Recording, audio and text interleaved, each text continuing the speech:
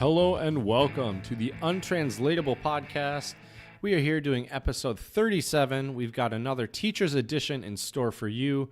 Our topic today is teaching languages to different ages. And I am here with my man with the plan, my guy who's extra fly, my buddy Jared. What's going on, Jared? Hello. Here at the Untranslatable Podcast, we are not ageist in any direction. That is true. I agree. We welcome all ages. This is a family-friendly podcast, and you can become a polyglot at any age. That is the main lesson we want to pass along to everyone, to the world. And to share that message, follow us on Twitter, Untranslatable1, the number 1. Follow us on Instagram, Untranslatable Podcast. Email us, untranslatablepodcast@gmail.com. Tell us about stuff. Tell us about your favorite untranslatables that you say around the house that no one else knows about, similar to slipping on gator piss, for example. Tell us your travel stories. I don't know. Just say hi. Actually, don't just forget, say hi. Say something. Right. And don't forget to give us a review on Yes. iTunes. That would be greatly appreciated. We would love to hear some feedback from you. Yes, 5 stars. And exactly. Yeah. Yeah, I don't want to tell you to so- do 5 stars. Right. So what's been going on, buddy? How's life been treating you? Life has been treating me well, man.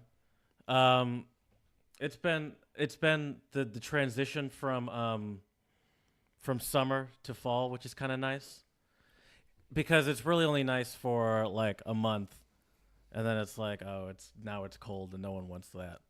But yeah, no, it's nice. I have no complaints. It's at work, I'll say this. This is on a rare occasion where I'm on like a hardcore deadline. Like I usually have like things to do by a certain time, but never like you have to finish this. And I have 2 things I have to finish by the end of October, slightly after the end of October. And like it's putting a little anxiety in me, but I kind of like it, because it's not like I can't do it, but I kind of like that pressure, so that's kind of nice. Yeah, it pushes you, I think, a little bit, but sometimes in a good way. Yeah, I agree with especially that. since I don't get that pressure often. It like Right. Usually I'm like it's a little bit more lax, so it is nice to be like, oh, that's right.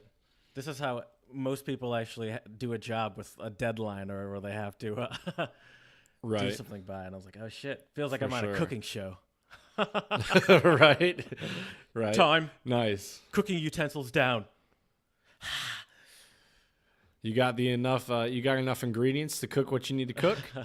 I've put in all the Excel formulas I can. I've done all the market research I can. I've put in all the final transitions on my PowerPoint presentation. Now I wipe my hands of it. I'm gone. There you go. I'm clean, and I've done all I can do. I hope you put some GIFs in that PowerPoint presentation. Of course. Like 2-3 weeks ago, I realized I'm a how easy it professional. was to insert. Right? Well, that's true. Ain't that the truth? I figured out how easy it was to put GIFs in PowerPoints. I've been using them now in like almost all my PowerPoints. I gotta be really careful not to overdo it, but there's so many funny GIFs that I can get my students to laugh at. Yeah, that explain a So point. Exactly. Like memes and GIFs, sometimes there's a lot of like kind of communication going on in there. Well, in like a couple pictures, Yeah, and the best thing about it is you have to make a funny point in at max 7 words. So it requires you to be very good with your word choice and get to the point immediately. Absolutely. And yeah, I mean, jokes are hilarious because people relate to them. So a lot of times those quote unquote memes and jokes actually, everyone's like, oh, this is funny because we all know, we all have been there. Mm-hmm. Right. Exactly. It was funny. I was talking to a colleague of mine at school, and we talked about how it's important to add some type of personal touch on your lesson plans. And for me, a lot of those are GIFs, memes, jokes. I just showed today, we watched a clip by Trevor Noah. Because I teach technical English at my school, we're on a new unit about like units of measurement, shapes, like counting and things like that. And so there's this really great clip of Trevor Noah that talks about how absurd our imperial system is in America. Yeah. And the students loved it. They were cracking up. So it's always nice when you can get a good reaction out of them.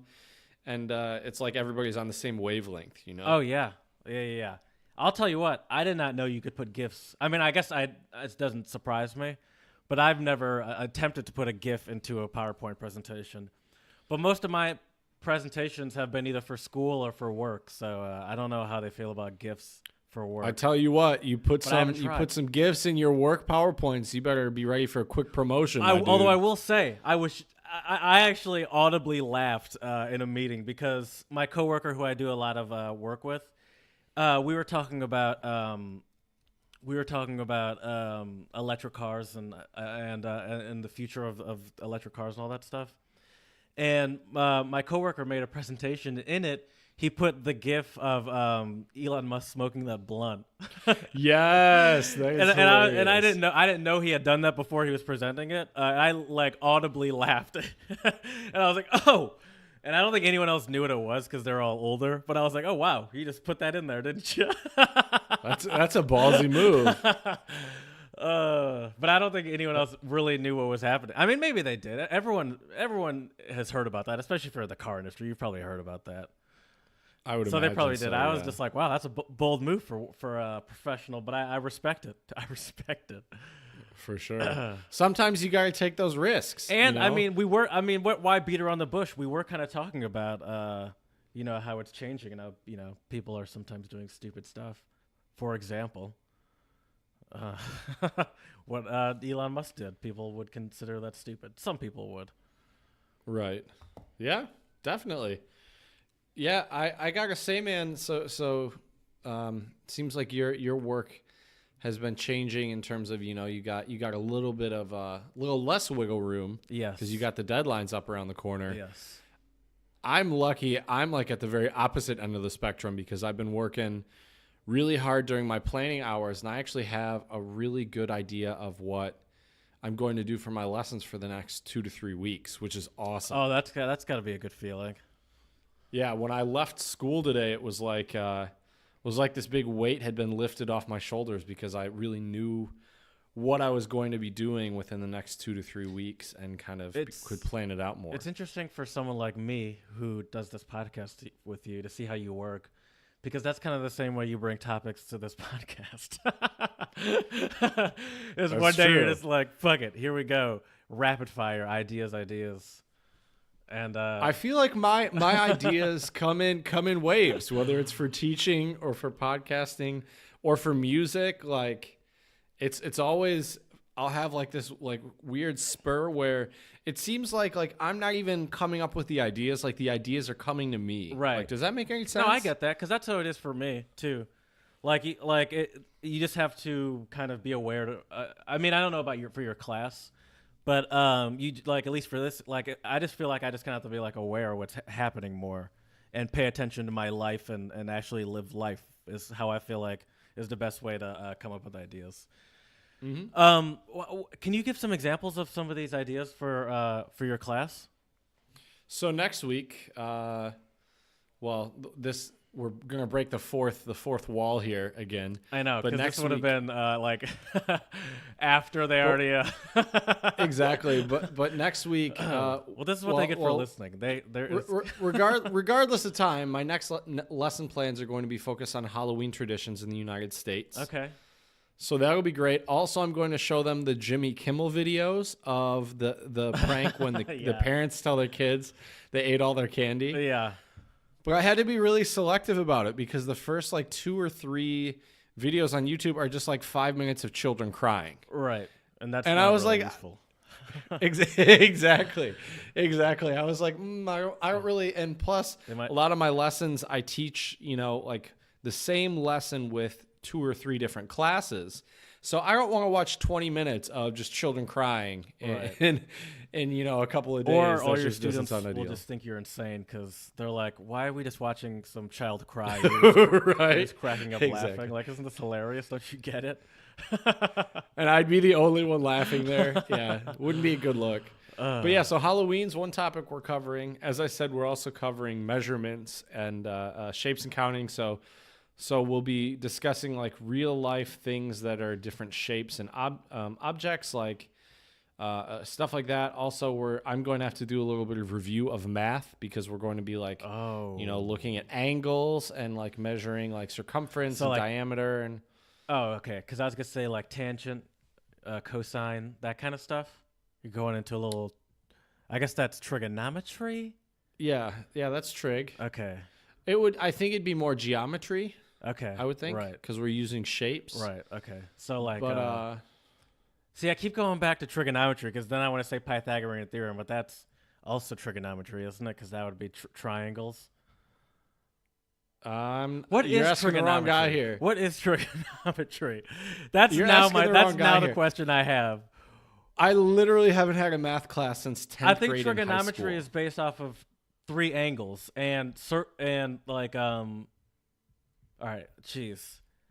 I'm Googling it. Don't worry. Yeah, it's triangle-based math. Yep. Branch of mathematics studies relationships involving lengths and angles of triangles. The field emerged in the Hellenistic world during the 3rd century BC from applications of geometry to astronomical studies. So it's a combination of geometry and astronomy, which I did not know. So that's kind of cool. I opened Wikipedia and I was looking at like all the picture, like the picture of the circle with the triangles within it, showing the sine and cosine and tangent, all that stuff. And I literally started getting like flashbacks to high school. I was like, oh God, no. Oh God, no, please. Right, exactly. I need my TI 83. Yeah, I haven't done any math like this in forever. So I know. We'll see. I'll let you know how it goes. But do they have, they don't have, I mean, they have calculators if they're in that kind of school. Oh, definitely. Are you going to tell them to bring those? Really, I'm more concerned that they understand the English vocabulary in relation to what they're doing. Right, like rhombus. So for me, it's not exactly. For me, it's not even about can you do the math problems correctly. For me, it's can you use the vocabulary correctly. Yeah, like for example, so I'm not their math teacher. One that I not don't say I still struggle with, but I still have to stop and think is the like octagon, hectagon, pentagon, those kind of things. Like those you always got to stop and think. And then whenever I do, like if I'm looking at an octagon or a pentagon, I'll like count it. Maybe not a pentagon. That's a little easier. But say anything more than 5. Like I'll count the corners of it and I'll be like, oh, wait, where did I start? Did I start here? Or? Right, for sure.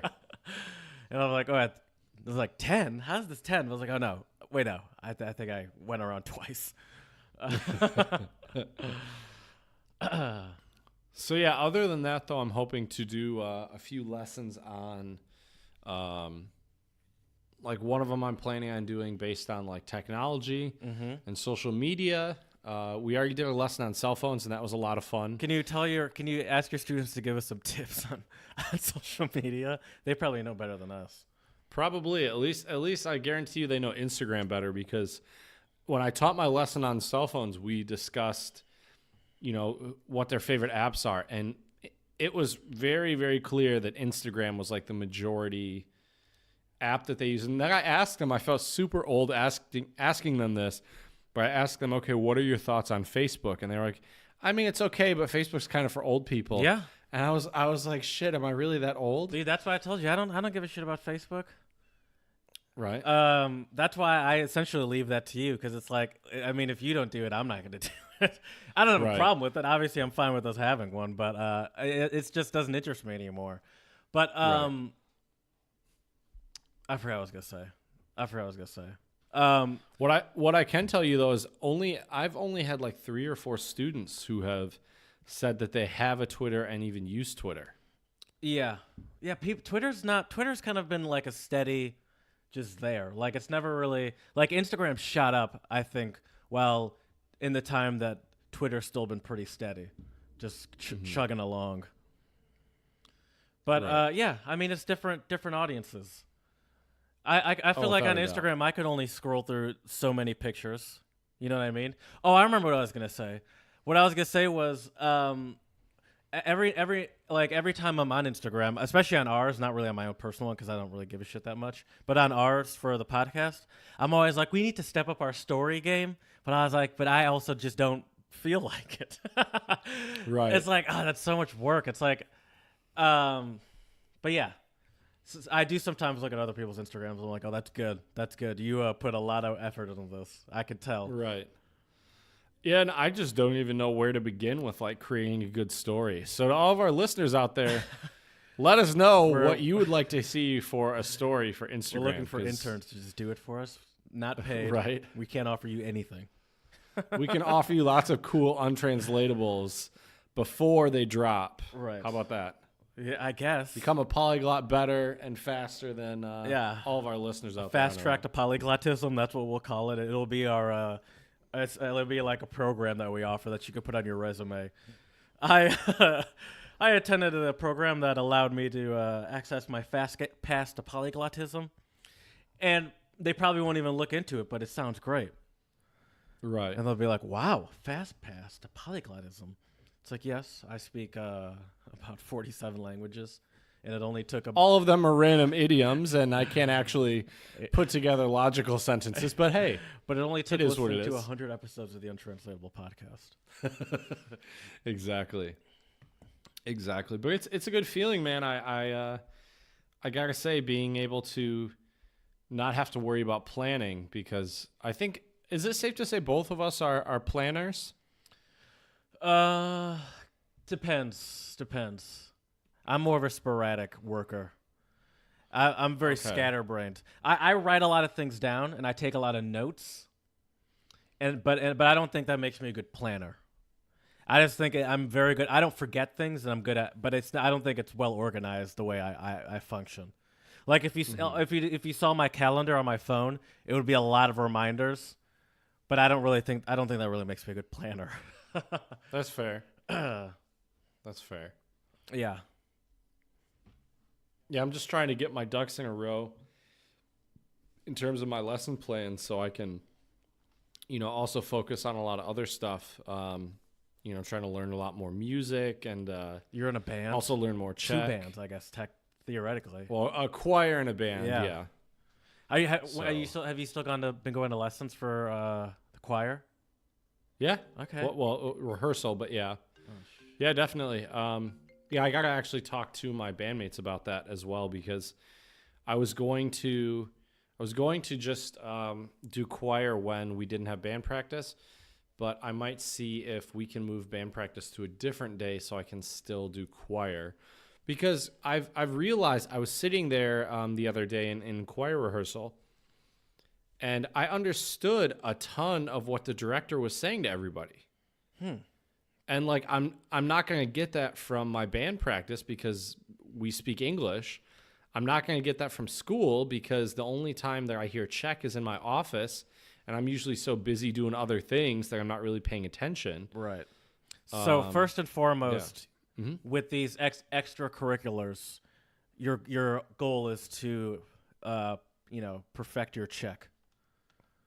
So it's like or at least improve it. Okay, that's a better word. So it's like, although perfect your Czech has a nice ring to it, exactly. Doesn't it? If you had to choose between the two, you would choose the choir, if anything, because it immerses you more into the language. I like that. And we've learned a lot of cool Czech music. Like we're singing Czech Christmas carols. Right. If I had my sheet music by me, I'd sing a couple to you, but I don't. Plus I'm a bass, so it doesn't really sound very good because I'd just be singing bass lines. Exactly. But yeah, so yeah, and I also like the fact that everyone in choir has been so nice and friendly, and there's a few people who speak really good English. So we always take like a 5-10 minute break, and I always have a really wonderful conversation with these people. Plus, I'm one of, I think, 6 or 7 other guys, and the rest are women. So, I think they need... I hear what you're saying. Well, what I was saying is we need more guys to sing, but, Right. Sing. But, yeah. So yeah, it's a good experience. It's a lot of fun. if any of our listeners out there ever move to a foreign country and want to learn another language, my tips would be one, find a boyfriend or girlfriend who speaks that language. I think that helps a lot. Obviously, I have a girlfriend in the States, so that's not really a possibility. So number 2 is join some type of extracurricular where you're immersed in the language, which I'm doing right now with choir. Yeah. So, yeah. I feel like dating someone that speaks that language is a good idea, but only for someone similar to you that has that motivation. But you know what I mean? Like, I feel like it's also very easy to be in a relationship like that and only speak the language that both people know, I would imagine. Mm-hmm. Well, the other thing is, too, I think if you date someone who, so like our guest Annabelle, she's actually with an American, and she was telling me she's tried to teach him German and he's just not very motivated. And in a way, it's I feel like it might be a little frustrating maybe, to want to share your language and your culture with your significant other. And if they're not super motivated about it, they're not really going to learn it, Yeah, but I can imagine. And it's nothing. I can imagine that causing someone, like Annabelle, to feel some type of way. It's because I guess it's it's a way of trying to share where you grew up and who you are, and it's like, yeah, I'm not interested. But to be fair, right. I almost kind of understand where he's coming from too, if he doesn't want to learn. Well, yeah, if it's not super practical, yeah, I mean, for me and for, but you could pick up some phrases at least, at the very least. Yeah, well, I'm sure he knows a couple of phrases, I'm sure, but it's just different, I think, because people have different motivations, and if you don't have the motivation, especially if Annabelle speaks really good English, so it's not really like there's a need for it, right? Right. Whereas one of my first German girlfriends, she didn't speak very good English, and I really wanted to learn German, so it worked out really well. So I think it depends, and I know some other couples who the one guy or girl really wants to learn the language, but the other person in the relationship really wants to practice their English. Yes. So that's also kind of a catch-22, Yes. Yeah, that happened a lot when we were in Austria, where Nolan and I would find ourselves in situations where they're speaking English to us and we're speaking German to them. And it's almost like a fight, like, no, I want to practice the language. No, I want to practice. It's like, right. We're both going to practice today. I mean, what's funny is that's what I do with I have a Czech lesson with two of the teachers at my school, and I speak to them in Czech, and they speak to me back in English. Yeah. And we make it work, but I think for some people, are really, I think they're so focused on being fully immersed in the language that they're like, oh, no English, and I'm kind of like, well, right now my Czech is not good enough to the point where I could be fully immersed and actually, I think, be able to really, really be able to do it, And I think, as far as learning Czech with English goes, this seems like the best way to do it. Because when you're having the English part of it, or when you're speaking English, one, they're sometimes speaking Czech to try to clarify, I would assume, to maybe back to each other or whatever. Yep. And two, yeah, I think I don't have a two, but I think it just keeps you, it keeps you immersed, even if you're not fully immersed with the and you're not even that good yet. What are you going to do? Like, you still have to have something clarified to you or explained to you. Exactly. So it's not exactly. Yeah. Most definitely. Well, should we move on to the shout outs? Yeah, I was just about to say that. I think we should. Nice. All right. Well, I have 3 shout outs. Okay. I have one. Why wouldn't you ask? Well, let's start with you then, buddy. What's your shout out? No, you give one first. Okay. Because I only have one. Okay. My shout out, my first shout out is to the European Parliament, who, I don't know if you've heard about this, but they just banned single-use plastics. Oh. Which they're basically doing to hopefully help the EU? reduce the pollution in the ocean. Yeah. Wow. The EU or the European Parliament. Wait, so what's the difference? Here it just says European Parliament. So I'm does that mean really sure? Does that mean that Like all like Coca-Colas and whatnot at stores will be in glass bottles. I don't know about that because that might be right. Well, right here. Had I have read the article more closely, I could have answered that. So here you go. The proposal also calls for a reduction in single-use plastic for food and drink containers, like plastic cups. However, it doesn't say anything about plastic bottles, but I would imagine because they recycle those, and I would say they do a fairly good job in Europe of recycling them, that they're not necessarily single-use because they are being recycled fairly regularly. Especially since in Europe it's common to buy liquids, especially if you have a family, or probably even if you don't. And like those kind of 4 containers, like case thingies. If you get the big 2-liter size bottles, and then to get your money back, you take back those whole things. So I guess they're also just better at recycling over there than we are. Yeah, I would agree. Okay. Shout out to the European Parliament. I'm gonna say Union. My soundboard didn't activate when I hit it. That was very frustrating. There we go. Shout out to the European Parliament for I love how you waited for that too. I did. I Yeah. appreciate Single-use it. plastics. That's right. It's a little. Would you like me to go with sometimes? Yeah. Would you like me to go for another one, or would you like to give your shout out? I'll give mine. I would Go for like it. to give a shout out to the language of French, to our French aficionados, to our supporters of the French language, to our French learners, to the people that want to see French live long and prosper. French is now the 5th most spoken world language, and it's growing. And mostly thanks to Africa. I was just about to say to colonialism, but you know. Yes, that's To fair. each his own. Yeah, I mean, yeah, for sure. Yeah, I mean, that's why I'm speaking English right now, I guess, though, and That's true. wearing an American Can I Eagles just shirt. say? Can I just say I'm a little disappointed you didn't also say French connoisseur, Oh, man. because that's a French word, right? It is. I went with aficionado, which is not a French word. Connoisseur. And it's ranked behind Chinese, I believe, Mandarin, and Cantonese. They probably put together, would you say? I think Mandarin's. I think that's the official language. I don't think Mandarin Okay. and Cantonese are in this. Yeah. Because I don't know what they always mean when they say just Chinese. Anyway, English, Spanish, Right. and Arabic. There are now 300 million people on 5 continents who speak French, according to a recent organization, Internationale de la Francophonie. Can I read something real quick? Absolutely. French remains the sole official language in 11 African countries and the second official language in 10. It is also the main or the only language of instruction in schools in a bunch of different countries like Benin, Burkina Faso. There's a bunch.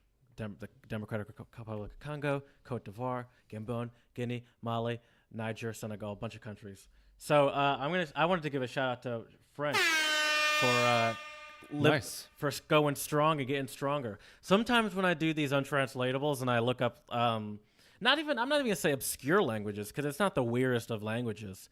But even when I look up, when I look up some languages, I'm like, wow, it's crazy that, like how much longer is this language gonna last? This country is tiny, and this is really the secondary language in this country. This is not their main language anymore, even though a lot of people still speak it just because it's might not be the national language, but it is the language of the country. Which I think sometimes is a shame. You know, you have languages dying out because other official languages come in, and over generations they aren't being passed down as much, especially if it's only a spoken language, an oral language. Right. I bet you. I bet you there's probably some of those fears in some of those African countries, because I'm sure those there African countries, French is the main language, but there's also hundreds of tribal, of tiny languages spoken. But most of those people still do know French because that's just like if you're going to some other tribal language, it's like, well, we'll both use French then. Right. Yeah. It's a lingua franca, and in that case, it is really French. Yeah. But English, I think, has more or less become the world's lingua franca. And I just want to add, all I want to say to my response to your shout out about the French language Menifregista. Is that what it's you want not to say? menifregista, but it is très bien. Oh, wow. Parada. Look at Chad. Trying to be as Polyglot, cultured as I baby. can, you know. Nice. Well, my next shout out is quite a this is going to be quite a drastic left turn. Okay. Also, still I think a good story. Okay. But there was this mom that had a gut feeling that stopped a school shooter before a planned attack. Have you heard about this? Off of a gut feeling? So this is what happened. I have not heard about this. So this woman named, and I'm pretty sure it's pronounced Koberly. It's Koeberle. Koberly Bull, of New Jersey. She woke up to a racist message on Facebook from a man in Kentucky. She also, to clarify, she has biracial kids. She says the message was very vulgar. He dropped, the N-word.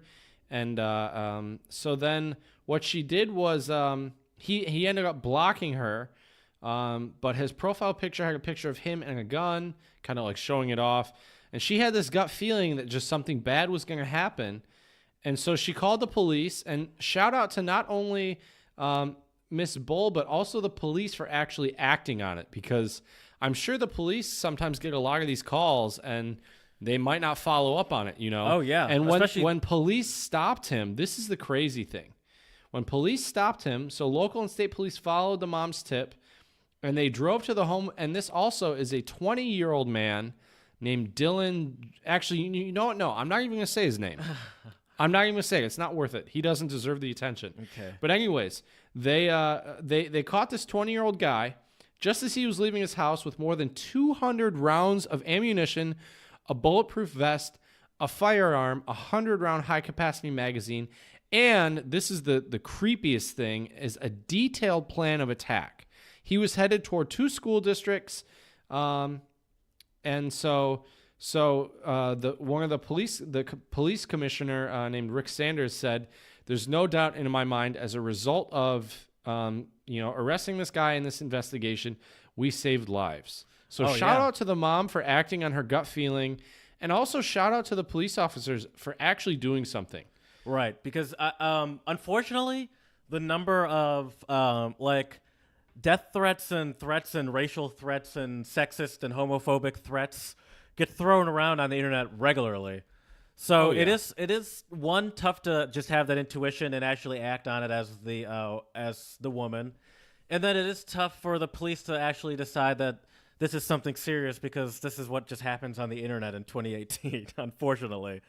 Where it's like, yeah, I mean, if we actually reacted to every, it's impossible for us to react to every death threat that's happening.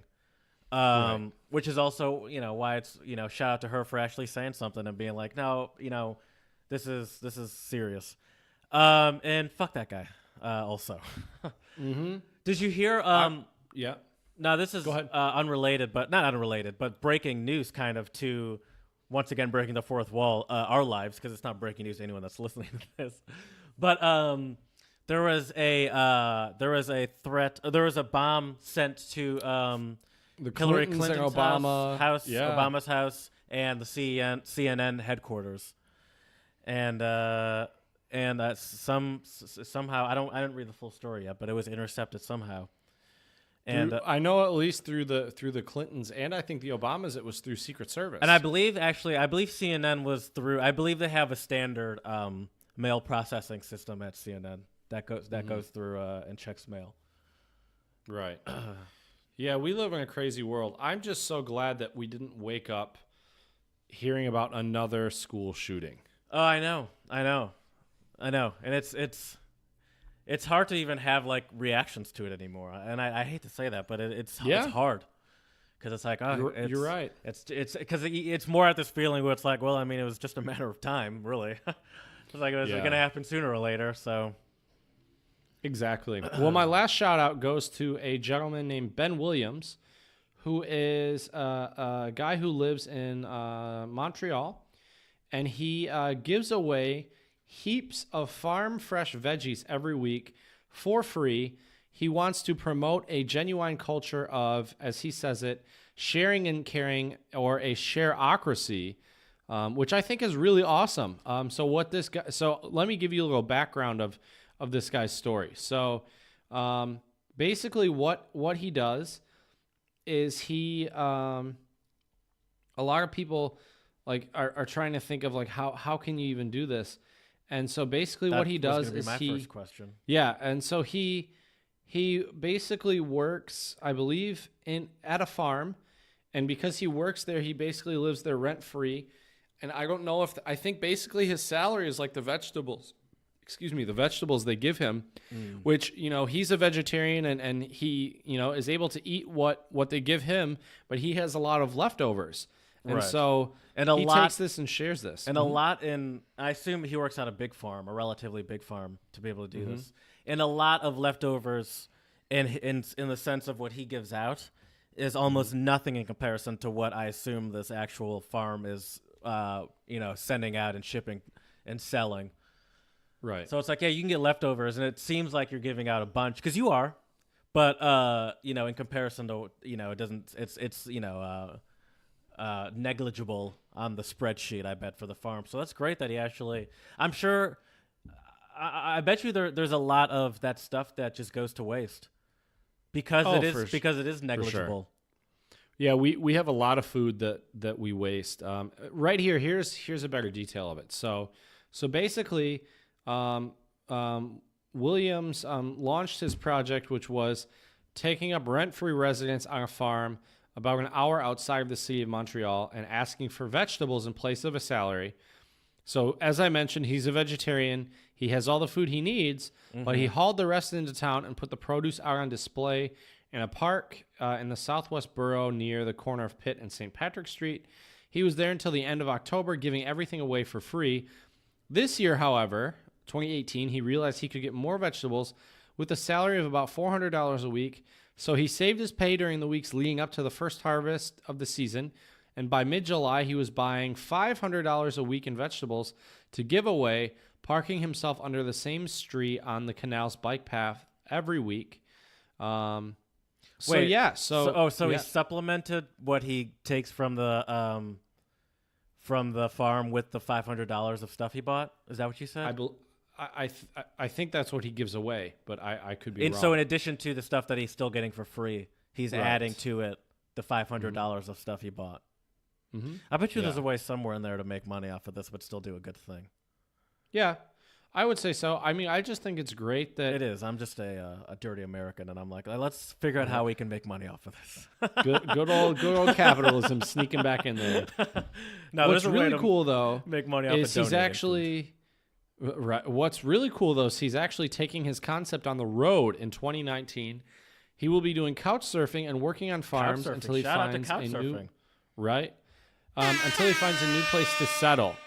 Okay. So I like the fact though he's promoting a culture of sharing. Yeah. Because I think in our lifetimes, to all our listeners out there, you heard it here first. In our lifetime, we're going to need to be able to share with people because we're not going to have enough resources. And speaking of dirty American, that is another thing that we have a weird pride of like, this is mine, I earned it. Get your own. Oh yeah. And it's like, I worked hard. Why don't you work hard? And it's like, yeah. We can't. That mentality is not sustainable. Not at all. Well, speaking of sharing, on our last episode, you had the good fortune of getting some tasty beers. Well, what I would assume will be tasty beers. I guess we'll see. Shared to you by our good friend Nolan. Yeah, shout out to Nolan. It's time by the way. I guess that's a great. Also, shout out to Nolan for hooking me up with those free beers.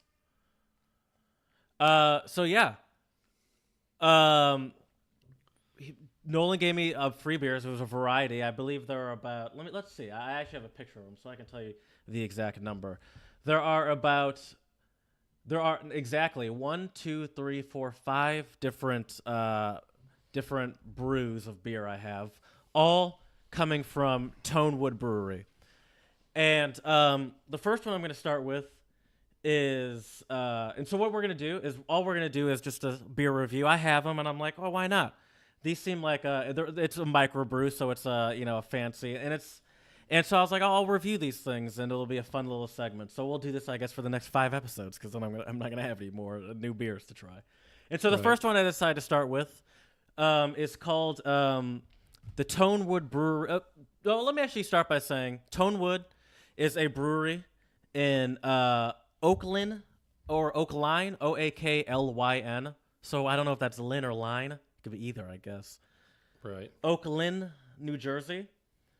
And they're a small little outfit looking to grow. And, I figured it couldn't hurt to give them the old untranslatable bump and seal of approval, because that'll take you a long way. Hey, Tonewood, this is for you. Oh, yeah. See, that's a high honor right there. Anyway, so the first beer is called the Tonewood Freshies, and it's an American Pale Ale. I'm going to pull it out of my cooler right now, which is really just a pot that I've put ice into with the beer sitting in it. Gotta keep your beers cold. I know exactly where you're coming from. So I'll show it to you, Chad. This is the... Oh, nice. Okay, I like the hops on the can. Yeah. And can you snap a pic of that? Of course. Yes, of course. I will. All of you go to our Instagram, Untranslatable Podcast, and you'll see a picture of me taste testing the Tonewood.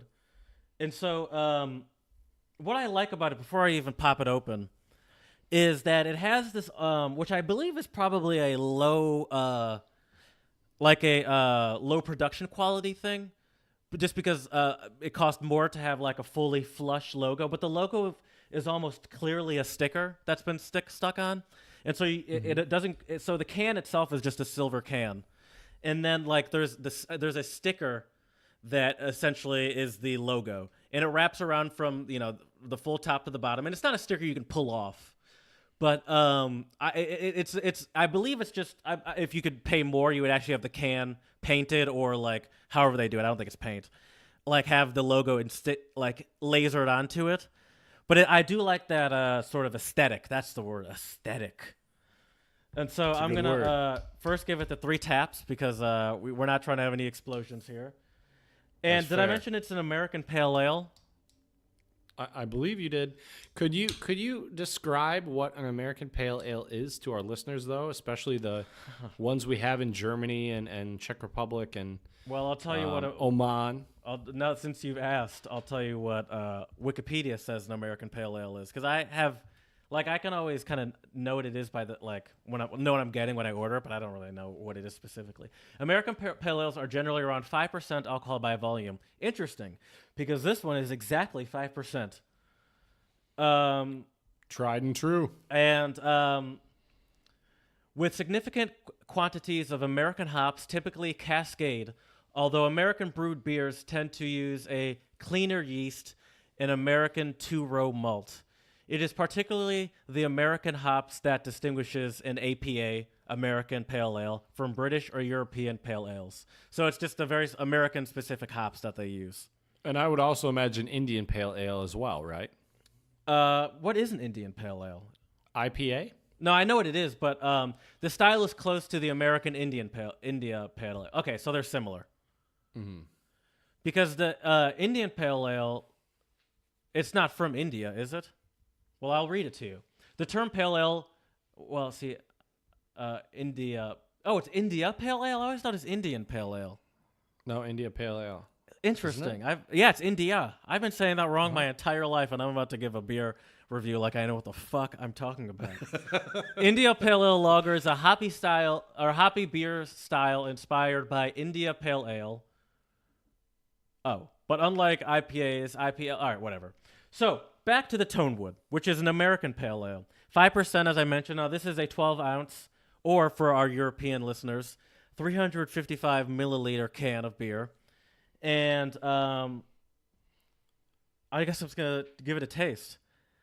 I'm also going to take a picture of it for so everyone could see. Oh, this is so tough. Here we go. You can do it. You got me jealous. I wanna try one of those babies too. Ooh. Is it good? Is it crisp? Oh, these pictures are hilarious, by the way. I look like an idiot. Let me try this again. This is hard. I feel like that's me anytime I take a selfie. I look like an idiot. but that's just me. I think I missed the selfie culture by like 5-6 years maybe. That's good. All right. So I'll say this. What I like about this beer, very smooth. This feels like a beer that you could drink, say if it was like if you're on a boat. Ooh, on like a hot summer day. Very light, but it's very flavorful. There's a lot. I'd say it's got like a not a heavy, but kind of undertones of a fruity taste to it, and very smooth. Like it almost tastes like I can't make it clear that how smooth it is. It almost is smooth in a sense that it has a quality, not smooth like it still tastes like beer. Let me clarify, but it goes down. Let me take another sip real quick. Most definitely. Yeah, I like that. That's good. It's definitely not great for as I mentioned, the fact that it's currently going, this transition into fall. Like it's not a good. You wouldn't put this on Instagram and be like, "Fall's coming." You know what that means? Time for the Tonewood Freshies. And it's so like, what beer would you associate with fall? Something darker. Okay. Some sort of dark beer. For example, I went to the bar. I went to the Barcade yesterday, actually, with one of my friends, and I got a Bell's Brown Ale. And those are good. I never really get those, but she just pointed to it. She's like, it says there's biscuit flavors in here, and she's like, do you think that's actually the case? And I was like, I'll tell you what, I'll get it and we'll find out. And I got it, and I was like, I mean, if they didn't put that on there, I wouldn't cross my mind, but I kind of get where they're coming from. I kind of understand it. See, then I wonder if it's like kind of I don't know if that's a chicken or the egg scenario, but like when you are conditioned to think that, I guess it's not chicken or the egg at all, but like you're conditioned to think that because they say that. Whereas like, what if they said like, I don't know, it had like a hazelnut aftertaste or something, and then you tried it and you're like, oh yeah, it does. You know what I mean? Right. So let me read to you how I didn't even notice this, but on the side of the Tonewood Freshies can is an explanation of their beer. Oh, sweet. And they say, of this beer specifically, a soft and crushable pale ale brewed with wheat and massively dry hopped with Simcoe, Amarilla, and Cascade hops. Oh, that's what the Wikipedia said, usually with Cascade hops. There we go. Some freshies await you in this can. There you go. Do you think the beer does the name justice? Yes, because as I said, it's a very summery beer. Like it's a beer that you can drink and still feel refreshed, like in the sun, and not feel like you're wearing yourself out with booze or with something too heavy. So yes, I'd say that is it suits the name very well. It's very refreshing. That's awesome. You know what's interesting? So you mentioned, maybe some darker beers for the fall. In the Czech Republic, dark beers, for one, they're actually kind of sweet. Interesting. I've never really a porter, but porters aren't really sweet. It's not like a porter. It's not like any. Well, I had like a vanilla Java porter one time at a brewery, and that was a little sweet. But these here in the Czech Republic, they have like a sweet aftertaste. And actually, like, for some reason, like I've talked to a couple like people here in the Czech Republic who are, from the country, and they say that dark beer is for women. That's quite the slip right there. Right. Dark beer is for women is what they say, because it's sweet, which I consider that in itself an untranslatable, because in America it's the complete opposite.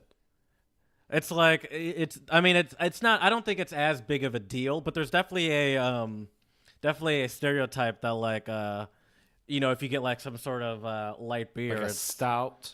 Oh, so you're going the other way. I got. Oh yeah, I'm saying what the woman's beer would be.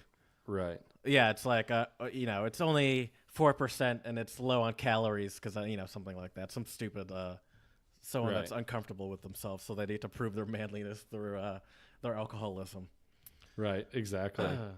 For example, Exactly. by the way, I never really understand this. This is a total digression, but this just crossed my mind. So I'm young. I'm in the scene. I've seen a dating app here or there. Every now and again, I'll stumble upon someone that almost brags about their ability to drink and like I can outdrink you. And I'm like, is that a quality? Like I don't, I'm like, okay, Right. it's like that's fine. I'll let you have that one. I never understand why that's like something to brag about. I haven't gotten it either, but to each his own, I guess. Yeah. This is something random. So speaking of which, to close out my first beer review, one down, 4 to go. But to, drink responsibly. There you go. That's true. It doesn't have to be a competition. What's interesting though is I feel like drinking responsibly has different cultural meanings in different places, and sometimes drinking responsibly can be slightly untranslatable because here in the Czech Republic, I was asking my students, how many liters of beer is normal or okay, and I've had students going anywhere from 3 liters to 5 liters, and 5 liters here would be 10 beers. Right. And I feel like most Americans would say that's pretty damn irresponsible. Yeah. I mean, yeah. But there's also like in Australia, they talk about how I believe at like a racing event, they just recently limited the number of beers you can bring into the games because to control people. But they limit it to like something crazy like 60 beers a day or something like that. Oh my God. Like it's still, I would be dead. Like you hear that number and it's like that's still enough to get most people hammered, right? And people Right. were like mad. I'm sorry, you're looking at the back of my phone because I still want to fix this picture I'm looking at and I look like an idiot. I almost Gotta get that selfie game up, Jared. I'll talk to some of my students and get their advice because they're all on Instagram. Their selfie game is on point or on fleek if people still say that. It's I don't good. know if It's people just even say I also I don't like seeing the corner of my eye staring to make sure I get it right. You just gotta. It's like that band photo where that one guy's just staring terrible. off. Oh, that'll do. Whatever. There you go. Whatever. Nice. I'm sorry, everyone. You're good. So yeah. Do you happen to have the time? I saw your fancy untranslatable Rolex on that wrist. Oh yeah, and, I got it all nice and tuned up. So well, it's you're a little early, but the Rolex is never wrong. All right, Jared. Well, I want to start us off with a Japanese one. Okay. So it is ukiyo-e, which literally means floating world. Floating world. I don't know. I feel like that one's not a direct translate. Like that one's not an easy one to get. So I'll give you an example, Jared. Walking on sunshine, is that what it means? Nope. I'll give you an example. So ukiyo-e is like you're on that boat enjoying your freshie, just kind of taking it all in, and you're just ukiyo-e. Oh, okay. So it's like content. It's like living life. I would say living in the moment. Okay. Yeah. That's really this when I drink a freshie, I do feel like I should be on like a pontoon on one of my friends' lakes in their backyard, just sitting there with my sunglasses on. Although someone recently stole my sunglasses. Right. Shirt off. This beer makes me want to take my shirt off. They should put that on the can. This beer makes me want to take my shirt off. I feel like that great. could also lead to lawsuits if taken the wrong way. That's true. All right. Well, I like that one. Ikiyo-e. Is that what you said? I think so. I have no idea if I'm pronouncing it correctly. Okay. All of mine are Croatian. Oh, sweet. All right. And Shout out to the Slavic language family. yeah, I'll start with Stara koka dobra juha. Dobra is good, Yes. but other than that, you tell me. Koka, I feel like you might know if you actually if once you hear it. Old hen, good soup. Koka is hen. Okay. Old hen, good soup. Can you give me an example? Or will it give it away? Well, it will, but if you don't know, then I'll give you an example. Well, let me take a stab at it. Old hen, good soup. So is this kind of like aging like a fine wine? Oh, Yeah. All right, finally. Yeah, it's how they word it is. I actually prefer how you word it than they word it. But how they word it is, an older woman might have more appeal, but I prefer aging like fine wine. Okay. Because that's the American untranslatable. Right, which is such a great phrase. Yeah, I think. old hen is not. No one wants to be called an old hen. Like, I love how this compliment starts by calling someone an old hen. But in America, Right. saying old hen is just a straight up insult. You old hen. I would agree. But if you say you're aging like a fine wine, Yeah. that's how you get yourself a ooh. cougar. Yeah. You've gone from freshie to fine wine. Right. All right. So my next one for you is Czech, Okay. and it is Kecáš kraviny, which literally means cow talk. Cow talk. Does it mean like small talk or like you're yammering? Nope. Gossip? Also, not quite. No. Okay. I would say like Rumors, spreading rumors? Also not really. I would say Kecáš kraviny is more like I'm trying to give you an example before I just give it to you. Say so I go to class. I ask my students to hand in their homework, and a student comes up to me and he says, teacher, I went to go leave this morning, and my homework was sitting on my desk. I hadn't finished it yet, and I woke up late. I had to run to the bus to get here. And I say, you know what? Stop with your Kecáš kraviny. Excuses? I would say more blunt. Stop with your bullshit. Okay. Like all right. bullshitting. Right. Uh-huh. Yeah. That makes sense. Mm-hmm. That one, hey, that could get some use out of it. You could have saved that one for the word of the pod. Oh shit, you're right. That's true. I've talked about how these students are kind of like my family. Well, you know what? They can all go fuck themselves. I changed my mind. Okay. I got another one for you. And this one, all right, let me start with this one. I'll do it easy. I have one that's a little bit of a story to it, but I'll do a quicker one first. Zuri Polako, which once again is Croatian. Oh, this is Croatian, right? Croatian. Zuri Polako, which I believe you know what Zuri means, don't you? Mm-mm. Okay, well, it means hurry slowly. Okay, hurry slowly. Hurry slowly. I don't even know. More speed, less haste. So it's like work quickly, but don't work sloppily, essentially. I see. Okay, that makes sense. Yeah. So it's like if work quickly, but also pay attention to what you're doing. That's what they're getting at. I like that one. That's a good one. Me too. Hurry what was slowly. it again? Hurry slowly. Zuri Polako. Hurry slowly. Mm-hmm. Okay, my last one for you is also Czech. And it is, one moment here, Zbalit si svých 5 švestek, which means pack up your 5 plums. Does that mean like scram? Get the step in?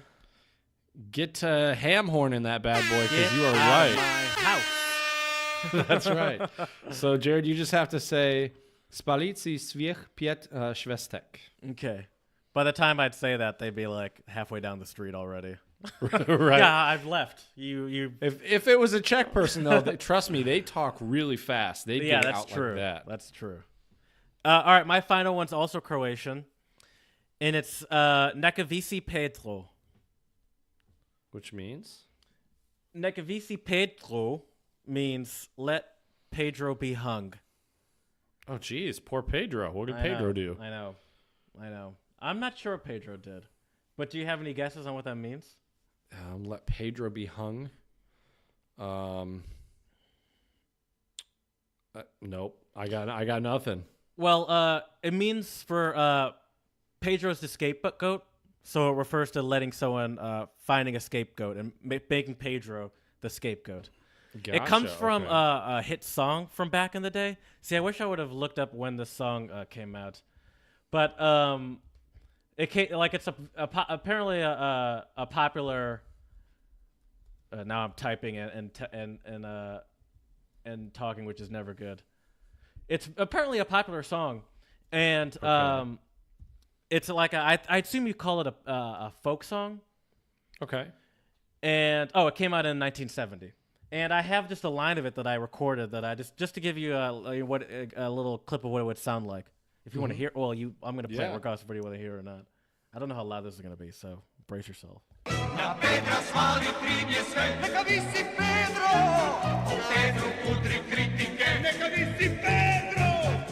So yeah, that's the song. And I don't know if it's offensive or not, but in the music video, at least the one I saw, they were like all surrounded around someone that was being hung or hanged, I guess you would say. And they're like, well, someone had to be the scapegoat. Damn. But so I just thought that had a fun little story, and the song was catchy too. Interesting. Well, to all of our listeners named Pedro out there, don't go to Croatia anytime soon. No, they're gonna blame me for everything. Call me red-handed. Googled who's that? Shaggy? Yes. Nice. Oh, by the way, the hit was by a band called Zagreb Beat Combo Quartet 4M. Okay. So, I'm assuming Zagreb has to do with the city. Probably. And quartet is probably quartet. And 4M probably means four males. Could be. Maybe. Yeah, I'm not sure. Just throwing some stuff out there. Anyways, Jared, we are here recording, talking about teaching languages to different ages, and coming at all of our listeners with another teacher's edition. And because we have an expert in the house, everyone. Getting there, I would say, slowly but surely. Let me just break down, I guess, my teaching experience for our listeners out there, so they don't think I am giving them all sorts of cow talk. See what I did there? I do. But so I have taught. Thank you. Get that extra untranslatable. Sneak it in there. I have taught everywhere from children from the ages of 6 to 12. I've taught teenagers German. I've taught college students, and I've also taught adults aged 30 to 60. Okay, that's a great range. Yeah, so I would like to think that I've had experience teaching almost every age under the sun. Almost. Mm-hmm. Yeah. I'll give you that. So have you noticed? Could you speak on? I mean, it's hard too because you've taught different languages in different levels. But I wish or wonder if there's a general way you could speak on who you thought was the most receptive to it. And I know that's a broad generalization, but I'm curious what you thought. Well, I think each age group, children, teens, and adults. Let me break it down even further.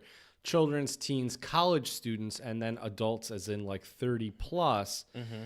They're all receptive to different things. And I think whenever you become a teacher, especially a language teacher, it's critical and crucial to be aware of the things they're receptive to. So for example, when I teach children, I teach little to no grammar because kids don't care. Kids don't have that, what we call meta language, that like the knowledge of the abstract words and concepts we use to talk about language, right? I imagine it's also too slow, like you'll bore them.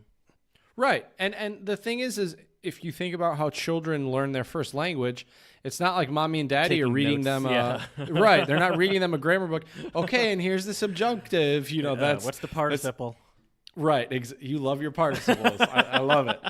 Exactly. So that just doesn't work for children. Mm-hmm. But I find that a lot of adults, because they already know about language, they want that grammar explanation. Right. Makes sense.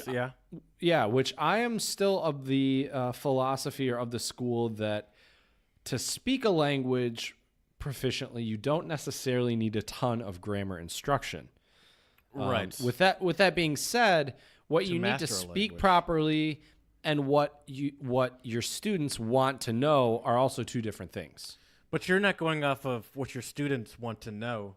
You're going off of what you're supposed to be teaching. Well, when I taught my adults, I was fortunate. I had a lot of free range with my teaching. There was no textbook. So when you teach without a textbook, it's terrifying and liberating exactly at the same time. Because when you have a textbook, you always have something to fall back on. But the negative thing about textbooks is a lot of them are not always designed with like communication in mind. Some of them can be really outdated. They don't have good examples. Right. So yeah. there's I'm sure it gives you a kind of a safe structure, an easy structure. Mm-hmm. But then also I'm sure there's a lot of times where you're reading something as the teacher, and then you're having to contradict what the book is saying. Where it's like, well, I wouldn't really say it this way. I imagine then like getting rid of the textbook is almost like that scene in Free Willy where he's standing on the rock and the orca jumps over him. He's like, hold me like the river Jordan. And you just like flow arms out like I'm free. I feel like that's pretty accurate. I've never felt so alive in my life to actually teach. But then other moments you feel like you should be balled up in the fetal position. Right. Then the orca lands on you. Exactly. That's a great analogy. Absolutely. Yeah. But I also try not to. It's funny. So I would actually prefer to use textbooks maybe more so with maybe older teens, college students, maybe adults, maybe, but not with children. I think children, the whole reason why I love teaching children language is because you can just have fun with them for an hour. You play games.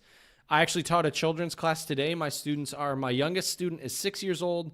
My oldest student is 13. So it's also a little difficult finding the appropriate materials that will appeal to all of my students. But I can tell you, we went over farm animals, and my students, we had a blast. We were playing hangman, and I thought I was going to do like one word. And I got done with the one word, and everyone was like, again. And so we played again. And, with children, I think it's important you play games with them. You use the language in a way that, their parents and their regular teachers would use with them. Right. Yes. From what I've heard, I'm going to bring some science into this. Perfect. According to a study from 1996, the dude's name was, or woman, I guess to be fair, that was very sexist of me, is Kotulak. I don't know who that is, but just making sure that if you want to check me. Anyway, at the age of 12, prior to that age, the brain has been a sponge. It is during this period that the foundation for thinking, language, vision, attitudes, aptitudes, and other characteristics are laid down. After this stage of development, the window closes. The fundamental architecture of the brain is complete. So the reason I wanted to read that is because what that made me think is that it really doesn't seem useful to really start hammering grammar in until after 12, because one, I mean maybe a little earlier, but that's what it seems like. Like according to when your brain develops would make the most sense, because before that your brain is in its most sponge-like ability to just take in anything that you're immersed to. That's why I think immersion is key at that age. But then once you hit 12, 13, and older, that's when you can actually start putting together. Your brain starts to have the ability to put together the more complex concepts, which is essentially what the grammar is. And then maybe, so what I get from that is like, it's not even really useful to try to explain that stuff before 12, because their brain's not even fully, like, you're almost wasting that time where all you have to do is be speaking and immersing them into the language. And they're going to, like, a lot of that's just going to stick just because their brain's just taking everything in at this point. Mm-hmm. I'm always really amazed by how quickly my students will get things, like the kids I've been teaching, because we'll do an activity, and I don't know if it's just they're very bright children, or if I'd like to toot my own horn and say it's my teaching, but I really think that's probably not it. Well, right. I mean, the thing is that the kids, it's really amazing. But I think another aspect that separates children from teens, college students, and adults is they're not afraid to just try, and they don't really care if they make mistakes. Right. Yes. Yeah. They don't have that shame is not built up yet. Right. There's no reason for embarrassment. And yeah, that's for sure. I mean, even still to this day, I have some embarrassment speaking German. I mean, I'll do it only because it's worse to speak English, especially if I know what they're saying. But like, there is a little bit like, I don't want to fuck this up and embarrass myself in front of these Germans, but it's like, well, just you don't have to fool them into thinking you're not German. That's not the point of this. I think they just appreciate the fact that they understand what you're saying. I would be willing to even say that you just trying to communicate with them in their language is that will impress them so much more than if you even were to butcher some sentences or make a lot of mistakes. And what I always go back to is whenever I've talked to any non-American in English, and no matter what their proficiency of English is, most of them have some sort of foreign accent that's foreign to me. And if I hear them make a mistake, or if I notice their accent, I'm not like, oh my gosh, because I think that's what it's hard to remind yourself as a native English speaker speaking other languages. It's like them hearing your American accent is like you hearing some French person speak English perfectly, but with an accent. And also, I think there's a special place in hell for people who make fun of people who are trying to speak another language and they don't ridiculous. Speak it perfect. Yeah, they don't speak it perfectly. It's like okay, it's like, okay, Steve, like you who only speaks English, and this person over here maybe speaks 2 or 3 or maybe more languages, and they're trying to learn English so they can talk to you. And to be fair, you and I and most of our listeners are hyper aware of that because a lot of us have been in situations where we're outside of our language element, where the people that usually have that sort of mentality that you mentioned probably have never even really challenged themselves in that way. Right, 100%. I couldn't agree more. Could I give a few tips to our listeners out there who are teachers if they are embarking on teaching children? Please. So my first tip is, and I mean, I think this tip is applicable for a lot of ages, but to just keep it fun. When you're with kids, I think it's important to be flexible. And if you plan something and you realize it's flopping, I always have a couple extra bags of tricks up my sleeve in terms of games and other fun things to do. Today we also talked about colors, and I placed my colleague actually gave me this great idea. She was telling me that you put all sorts of different colored things around the classroom, and you basically say, okay, find something that is yellow, and the students all have to run and grab whatever they see that's yellow. Okay. And it gets the kids moving around. So any activities you have that are fun, and you can make a game out of it because it's like whoever finds something yellow first or whatever. Exactly. Is the smartest one here. but so what I try to do, because I have such different age groups, I try to have basically I try not to make it too competitive in terms of winners and losers, because I think it'd be very unfair to like the 6 and 7-year-olds when you have like a 12 or a 13-year-old in the same class. Mm-hmm. They're bigger than you, they're faster than you, they've had English language classes before. But I think also if you are teaching the same ages, you can definitely do some competitions like that, and kids love that.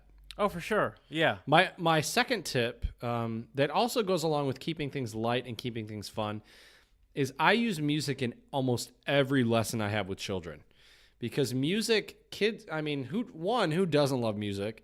2, there's a lot of language and culture that goes on within music that you can teach kids. Like today, I said we discussed colors. We also discussed farm animals. Okay. And guess what song we listened to, Jared? Not Old MacDonald? Oh yeah. Okay. We did. And there were 2 things that happened that I loved. One of them, I asked them after we listened to it, I said, okay, what sound does a turkey make? What sound does a duck make? And what's interesting is animal noises in the Czech Republic or in Europe are slightly different than animal noises in America. Oh, yes. That would be a fun episode. Yeah. They're different everywhere. Yeah. Which is really funny, though, because it's not like these animals speak a different language. Right, we're all listening to the same animals. Exactly. So that was cool. And the other thing I loved was my younger students, they were actually like mouthing the words along with the song, and they were kind of like moving back and forth with it. So I just love the fact that when you find music that the kids in your class enjoy, it just makes it all worthwhile. Seeing that smile on their face, they're engaging with the language, they're having fun. And then when you have something like a song that you see them bobbing their head along to, that also would mean that, maybe there's a chance that they'll listen to this on their own time, and just because they like the artist or like the song. And it's like, so I'm also going to give them something that they might actually potentially listen to, not something that would completely bore them or something like that. For example, I don't know if that song could ever bore anybody. That's just a great tune. Yeah. But my other tip would be, so I guess just to recap: 1, keep it light and fun. 2, use music. 3, I would also say, you need to communicate with them in a very clear way. There are certain words and phrases I try to avoid with children because it's not important. They'll learn those words as they take more English classes through school and things like that. Could you think of an example? I don't want to put you on the spot. Well, I'm just like thinking of like really formal words and phrases. Like I usually don't say like, could you blah, blah, blah. I'll just directly say, do this, do that. When we were playing the colors game, I could have said, could you or can you find a color that's yellow, right? I would just say, find yellow. I forgot also that like things like coulda, shoulda, woulda are actually kind of complex sentences. Mm-hmm. Because I remember learning like all the different forms of wurde, werde, and all that stuff in German. And that stuff was annoying as shit to learn. Because there's so many different variations on how that could work. And you don't even think about it in your own language. You're like, oh yeah, I guess that's if it's our language, especially with German, they're kind of similarly based. So if it was just as complex in English or in German, it might be in English as well.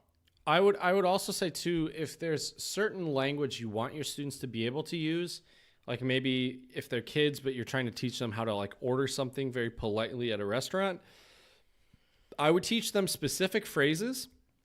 Like I would like, but I wouldn't go into detail of explaining why it is what it is. Most kids don't care. You can just give them the phrase, model it as in, you say it and show them how to say it. And that's really all you need to do. I have 2 perfect German examples for that. Ich möchte gerne and ich hätte gerne. Mm-hmm. Those 2 things I learned, I think, way before I fully knew how to use hätte and möchte properly. But it's like, that's just how you say I would like. That's the phrase for I would like. Then after that, you say what it is you would like. Exactly.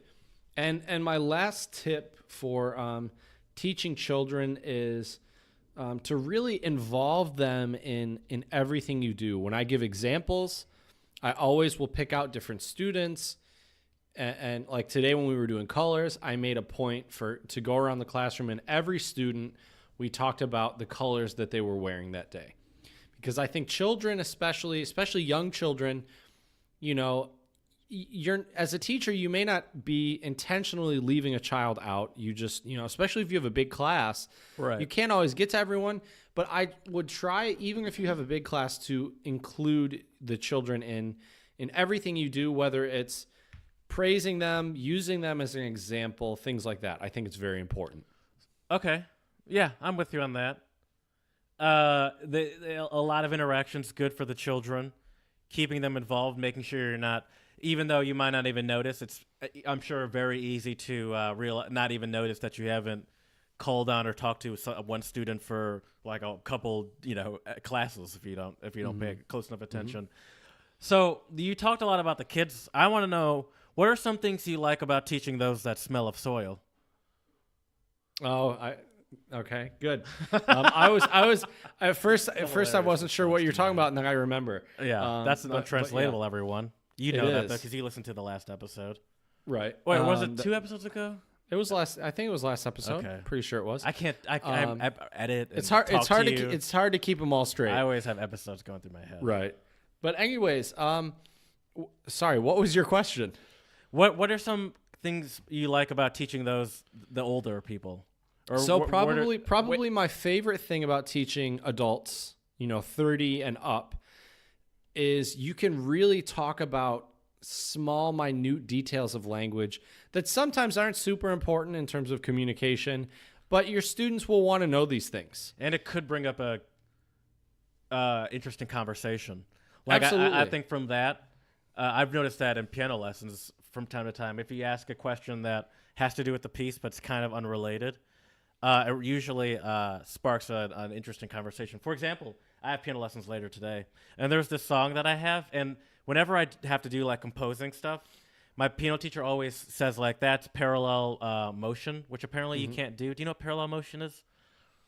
And I never really understand why I can't do it. But anyway, in my lesson book, there's kind of this piece. It's a lesson book thing that you learn in a week or whatever that I'm working on. And there's a bit of thing in it that I was like, I believe this is parallel motion. And I want to ask to know if these people did something that you're technically not supposed to do, which has nothing to do with the point of the piece. But she likes that stuff too. Teachers like that stuff because it shows that you're actually paying attention. Right.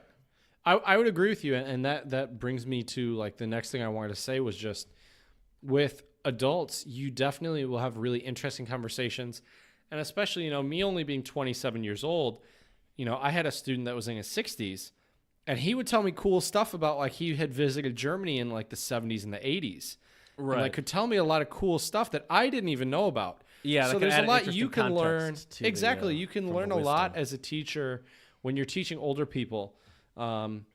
Which is really nice. And the other thing that I really enjoy with older people is, it's kind of a double-edged sword. They want to, a lot of them want to be perfect, which is great because they strive, they have high expectations, which is good. Mm-hmm. But it's also bad because when especially if you're a beginner, you cannot have high expectations and actually be able to speak a lot. Right, because you're going to make mistakes. Part of the game. Exactly. It's very, very important. So I'd say those are some of my favorite things. The other thing too is you can also discuss more idioms and phrases, and I think adults have more that they can kind of pull from because of their worldly knowledge, their knowledge of their native language, things like that. Right. That children might not have. Right. Like the untranslatables. Exactly. And I'd like to give our listeners a few tips on teaching adults. Or what was the untranslatable again? If they're if they smell of soil. Smell of soil.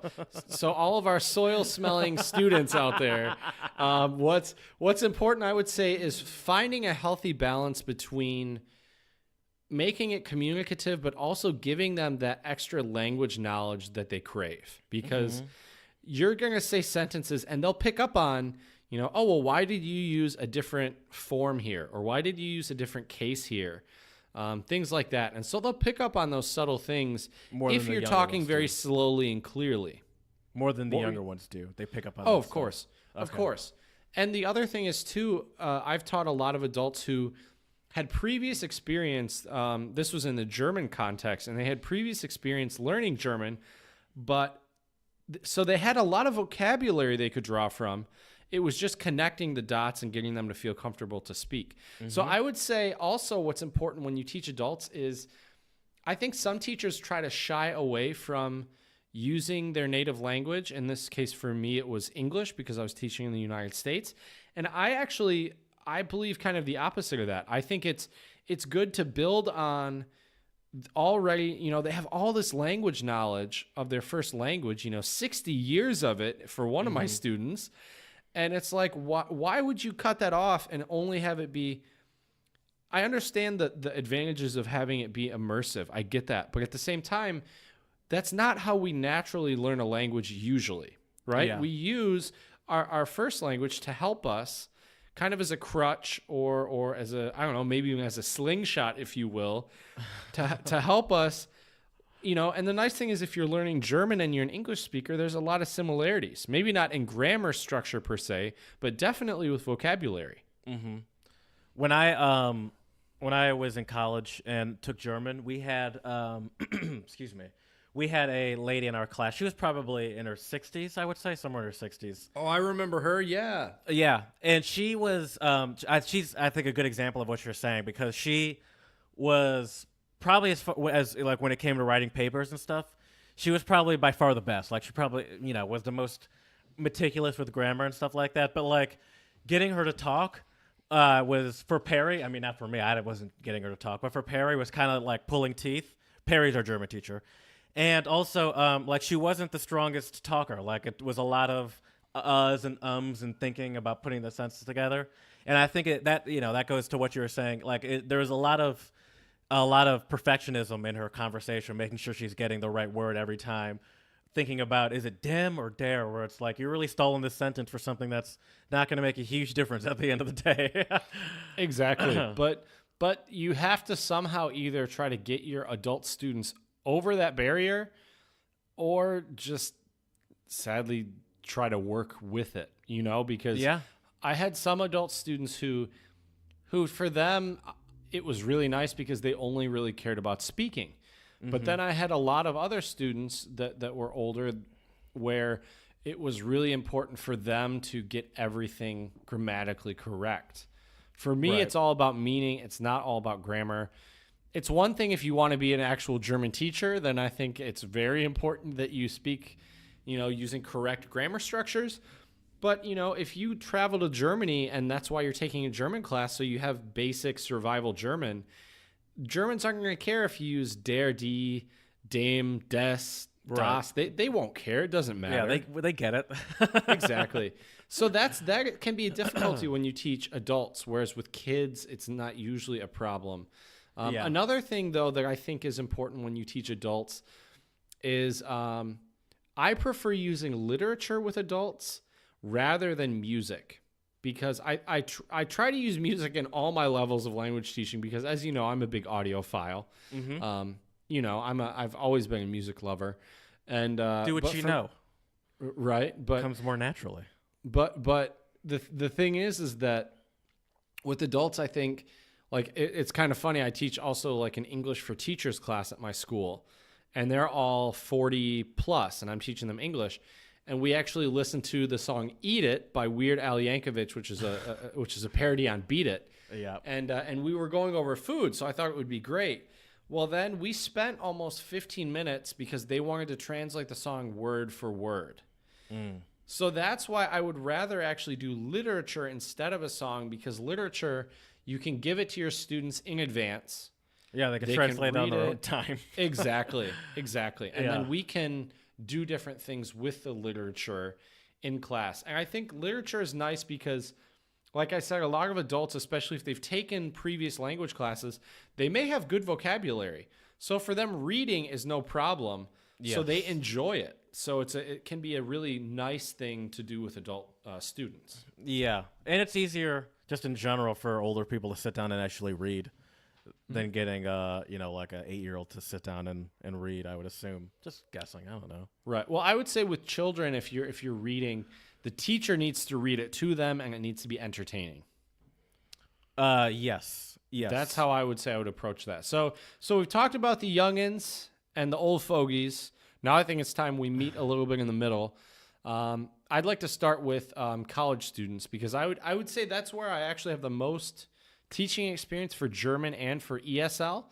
And the biggest thing with college students is you need to, I think with college students actually and teenagers, is you need to give them content that's relatable to their lives. Because if we're talking about, I don't know, we're reading Goethe or Schiller or something, which is great if you're a Germanist and you want to study German, but reading a text that was written hundreds of years ago is probably not really going to push your college students or your teenagers to be able to speak the language in a way. Now, if they're a German major or any language major for that matter, it's a different story. But I'm just talking students taking, German 101, 102. That's how I felt when I read the Odyssey in high school. I mean, that's English, but it's written in like Bible English essentially, and it was really hard for me to get interested in it. I was like, I can't get past this language that I would never talk. Exactly. So you need to find not only usable, practical language, but I think it's also really important to do topics that are interesting, right? Mm-hmm. So sports is always a good one. Music is usually really good. I always would try to, especially when I was teaching ESL, I would always bring in English idioms to start class, and I would have my students kind of guess what it means and try to... Exactly.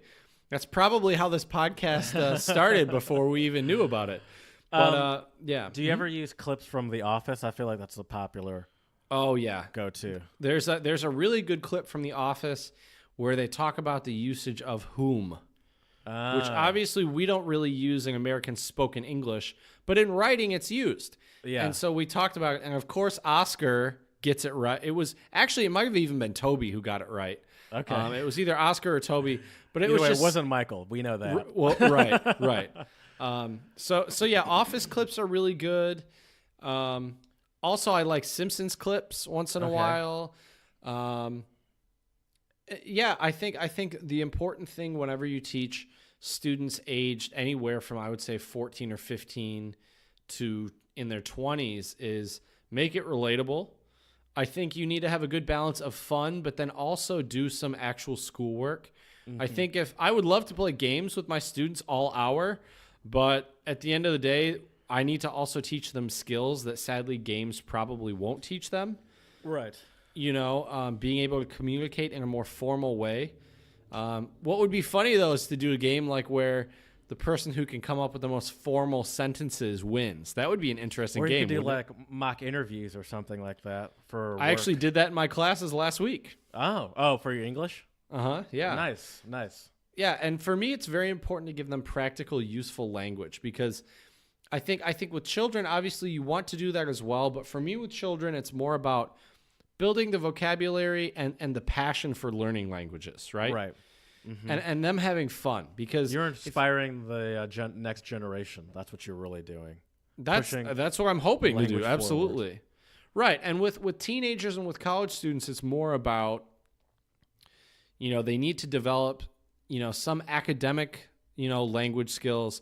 They also need to develop some social language skills as well. Especially, we mentioned using modal verbs like would, could, should. Yes. Those are very important. Participles. Of course, your favorite. Yeah, so for me teaching college students and teens, it's really about, as I said, keeping it relatable, a balance of fun and seriousness, because I've had a few lessons before where I've tried to make it all fun, and then chaos ensues, and your lesson plans can really go just off the rails. Yeah. So we've talked about the 3 segments, really. Do you have a preference, one that you're most excited to teach that suits your personality the best?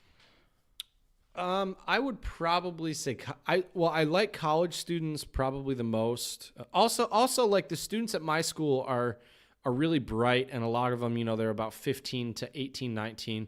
That's a decent age. They're smart enough where we can have a deep conversation in class and do it all in English. Right. And it's really good. Right. But there's aspects of each age group that I really enjoy. With kids, to me it's just like you go in a room and you have fun. You play games, you sing songs, things like that. With teens and college students, it's more, it's a little more serious, but it can also get a lot deeper linguistically, philosophically. Right. And with adults, I really like it because I feel like I'm learning a lot while I'm teaching them. Right. Interesting. Yeah. It's like you guys have, I'm teaching you a language here, but you really have more to offer me than I do you. Right, exactly. I get that. So do we both agree? I'm asking, do we both agree that the best time to learn a language is as young as possible? Oh, yeah, 100%. And that the longer you wait, it's just as young as possible was always the best way to do it.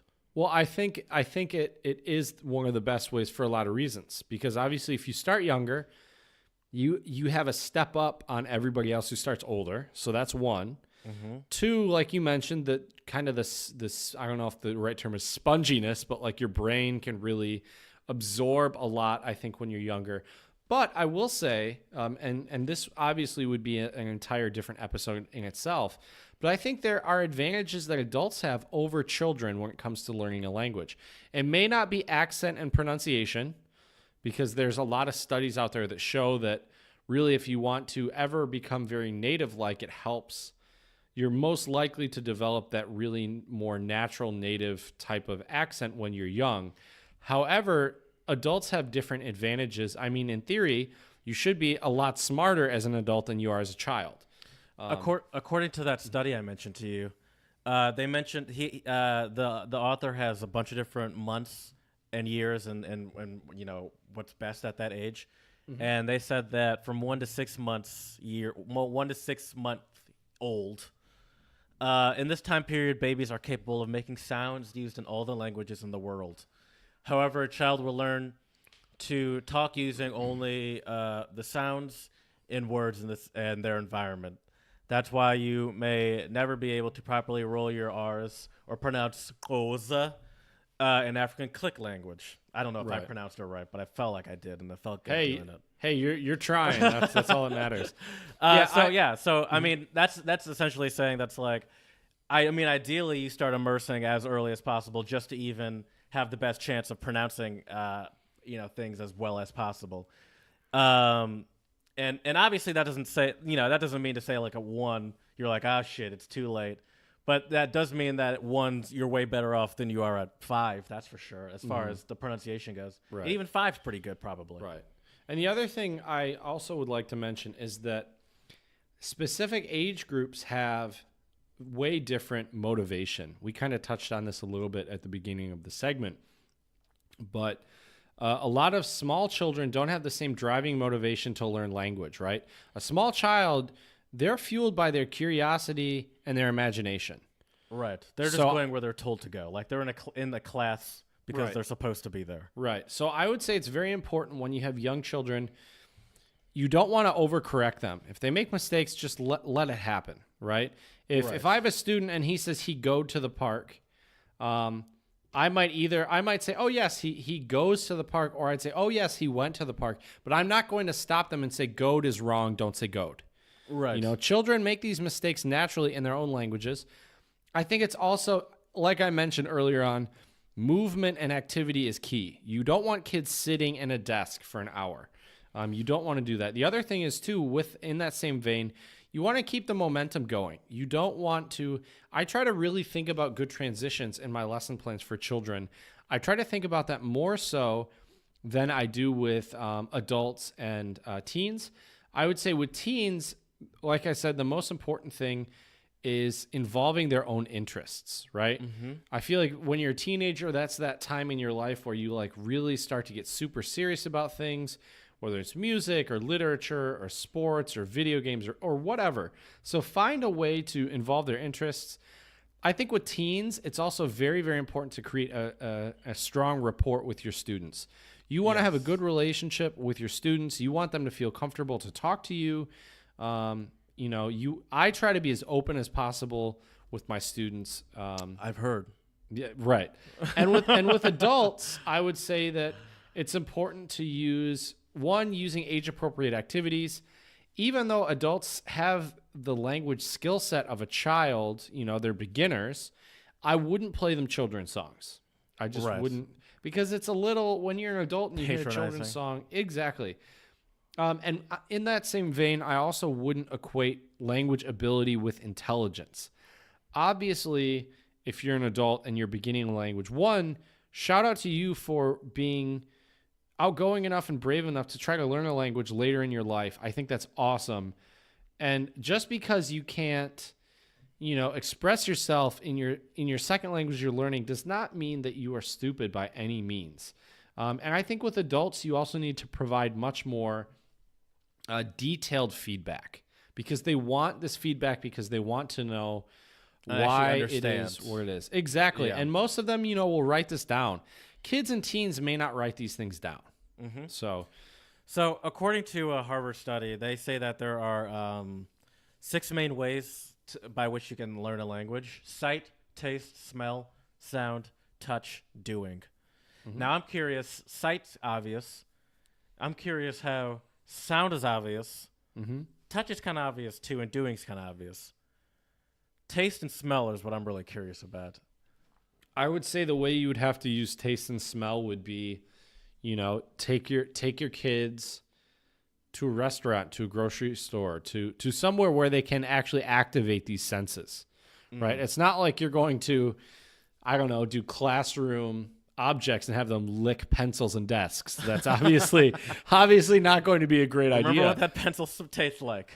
Exactly. That'll help you remember how to say it. But you could do something like do a little potluck with your students, and then that would also open up the opportunity for a little cultural lesson about what is a potluck, because not everywhere in the world does a potluck. Yeah, put some context to that language. Exactly. Well, and that's really important too, because a lot of language in the classroom is very decontextualized, right? I mean, we're learning language, we're talking about it in the classroom. It's kind of in this weird bubble.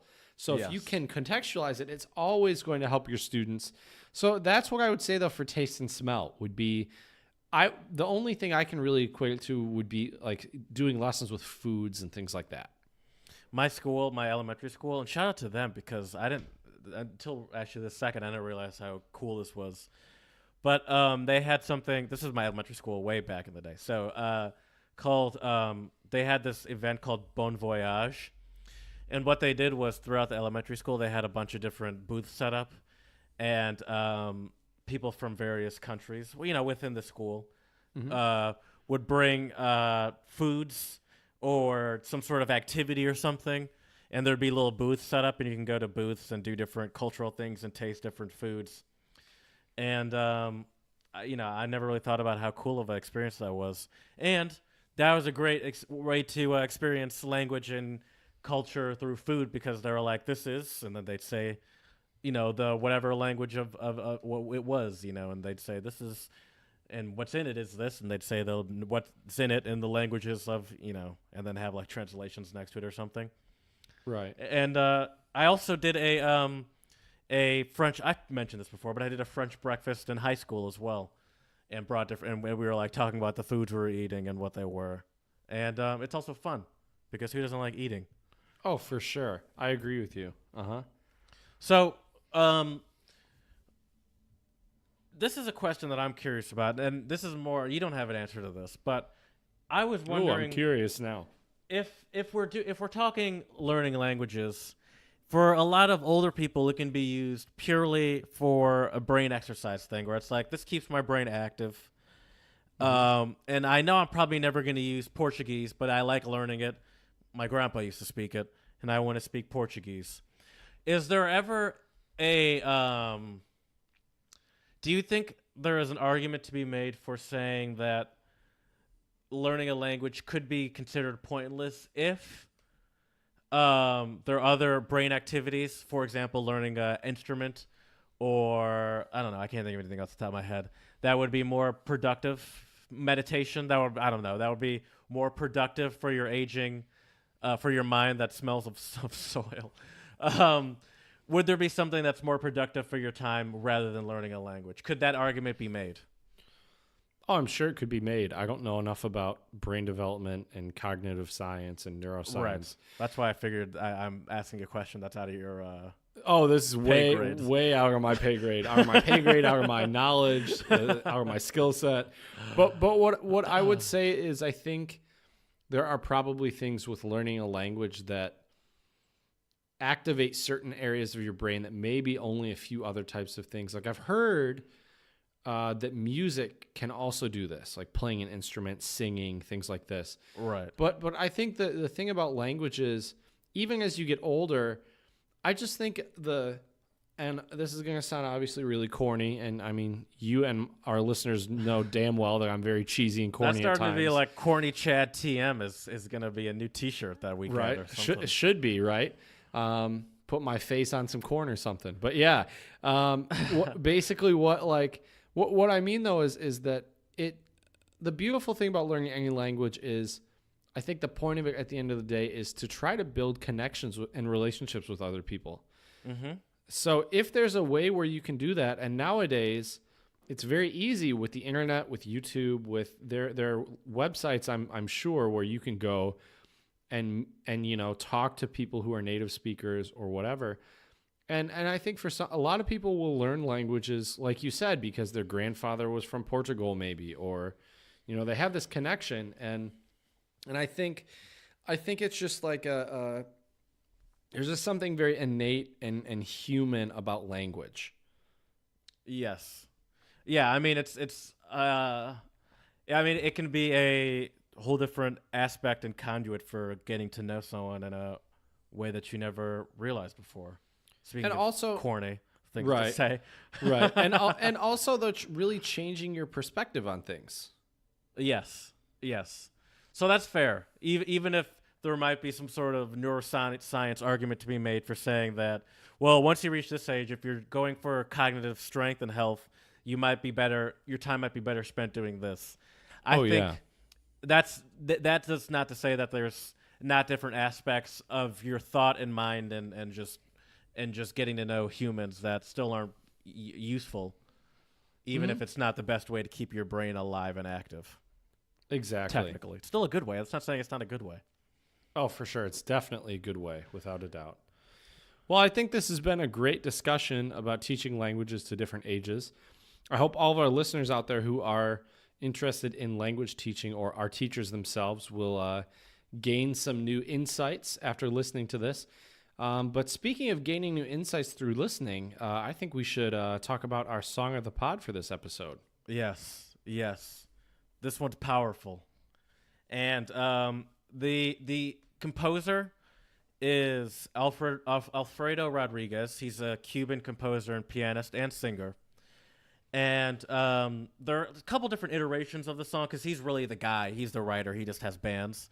And so the version that I really liked was through a Tiny Desk concert, and that was the Alfredo Rodriguez Trio. But there are different bands that he's played with. However, the song is called Llamas, and it's and there's not much words. I mean, he repeats in some iterations. He repeats Llamas over again and does some what do you call that? Primal screaming, something like that. Sure.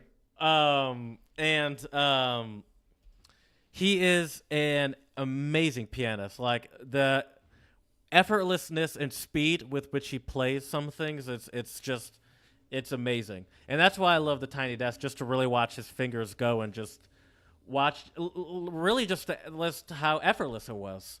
And that's the mark, I think, of a great pianist, is just having that level of control and making it look so natural and so easy. I remember I've been playing some difficult stuff these days, and what my piano teacher has been doing a lot recently that I haven't really even noticed until she does it is that she'll just put her hands on my shoulders, and I'll notice how clenched up my shoulders are and how tense I am, and just doing that makes me aware of it, and I relax immediately, and it does have a huge benefit.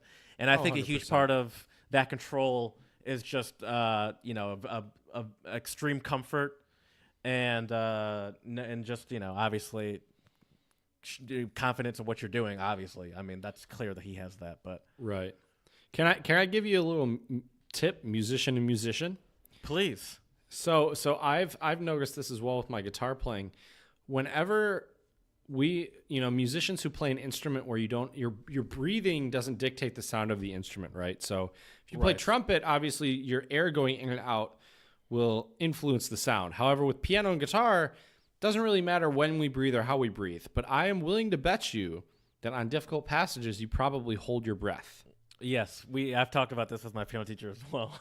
Yeah, that I and do. You just want to make sure you breathe. And I was looking at a friend of mine's score one time, his sheet music when we were still in college, and he had marks on there where he would breathe.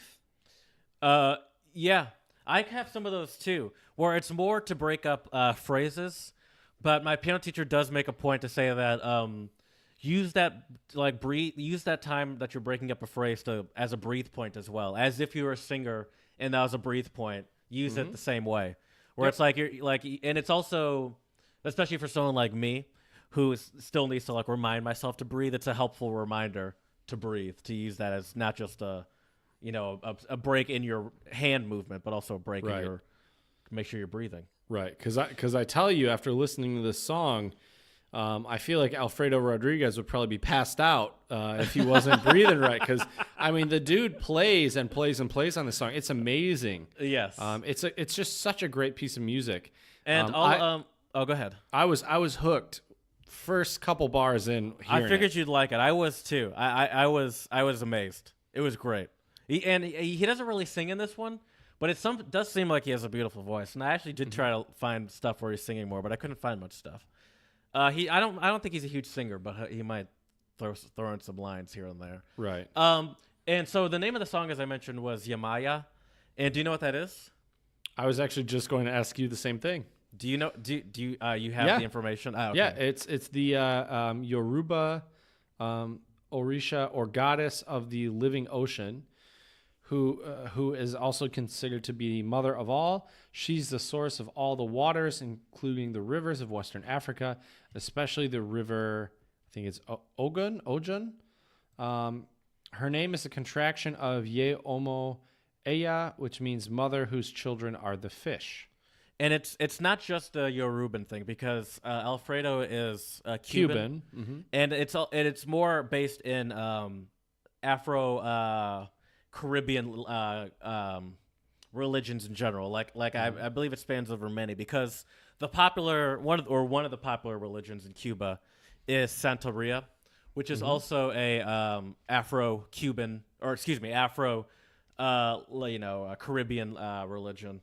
And they also believe in the Yamaya, which, as you said, is the mother of all living things, as well as the owner of the oceans and seas. Mm-hmm. And I mean, that'll be on our Twitter, Untranslatable1. Please check it out because if you enjoy any sort of artistry and piano and just a good sound, you'll love this song because he's got the skills that kills. Oh, yeah, most definitely. So check it out on our Twitter. Let us know what you think about it. We would love to hear from you. Well, Jared, I thought it would only be appropriate since... no, we're going to do that next. I want to talk about the new Czech word of the pod or phrase of the pod that I have learned, which I find very helpful, and it is mám rád, which means I like. Or I think this is better equated to actually what they say in German, which would be like ich habe gern. Okay. Which is like mam in Czech means have. And rád in this case, I'm pretty sure is kind of like the German equivalent of gern. But basically, I like is the way I would try to translate this. How would you explain gern to our listeners? Because I don't even fully know how to explain it. I just know how to use it. I mean, it's just like if you add it to something in German, it means you like it, right? Yeah, or like happily. Like I'd happily Yeah, maybe. But happily seems like too much. Yeah. I would just say it's like if you say ich esse pizza, I eat pizza. But then if you add that gern on there, ich esse gern pizza, I like to eat pizza. Right. So it changes the meaning. Yes. So mám rád is I like, which is I think the easiest way to translate it. So for example, really important sentence for you, Jared, especially after your first beer review, mám rád pivo. Mám rád pivo. Oh, it's pivo beer? Mám rád pivo. Mám rád pivo. Because what I was going to say was mám rád Tonewood Freshies. There, you could also say that, for sure. Okay. Mám rád Tonewood Freshies, absolutely. But what's interesting with this term is if you ask someone, do you like? So if I wanted to know do you like Tonewood Freshies, I would say máš rád Tonewood Freshies because you're a man. But if I was talking to a woman, if I asked your sister if she liked Tonewood Freshies, I would have to say máš ráda Tonewood Freshies. Okay, that's how you'd ask a woman if she liked. Okay, interesting. So I can see myself in the near future, though, accidentally leaving that A off and then maybe offending some people here. I mean, that's quite a change, though, because it's mám rád for men and más ráda. No. Mám rád is I like. Máš rád would be do you like. Oh, máš or máš ráda would be do you like for female. Gotcha. Okay. Yes. Okay. Yes. You got it. So yeah. Back. Anyways, since we were talking about teaching today, I thought it would only be appropriate to give you some teacher jokes. Please. So here we go. What is a math teacher's favorite sum? Sum of all fears. You must have had some real evil math teachers. No, Jared, the answer is summer. Oh, my God. Oh, man, I could just imagine you cracking some of these around the water cooler. Right? The talk of the school. That's right. All right, Jared, I got an original one for you. Oh, my favorite. What do you call a teacher that doesn't take attendance? Ooh. I think I know the answer, but I hate doing this. What's the answer? Absent-minded. Oh my God, hit that ham horn. Oh, yes. I hate doing that, but I'll let you steal my thunder. We're co-hosts. That's how this works. I think that just shows how simpatico we are, really. That's true. I agree. So how is an English teacher, actually, let me rephrase this. How is a language teacher like a judge? I don't know. They give out sentences. I like that one. That's a good one. That's a pretty good one, right? Yes. All right, Jared, you probably will be able to guess this punchline.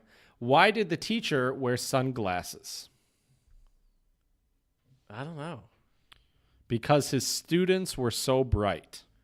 Oh, yeah, I would never think that. That's too Okay, fair enough.